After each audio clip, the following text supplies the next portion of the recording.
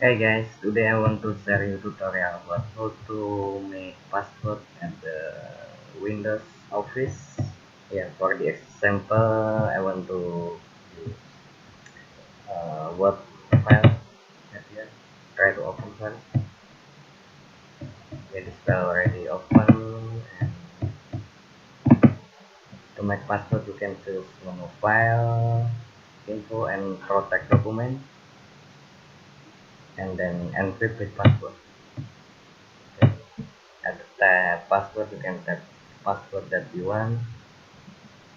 Okay, I want to try that password at here.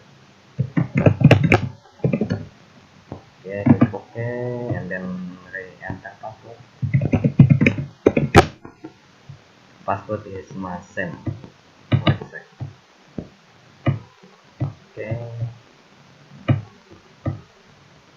and then close your Office program. Don't forget to save first.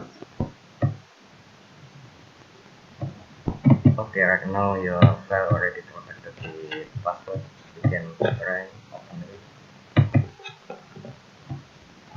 Yeah, the pop-up password already there. Yeah. Try to type my password. Yeah, this is working. Okay guys, thanks for watching.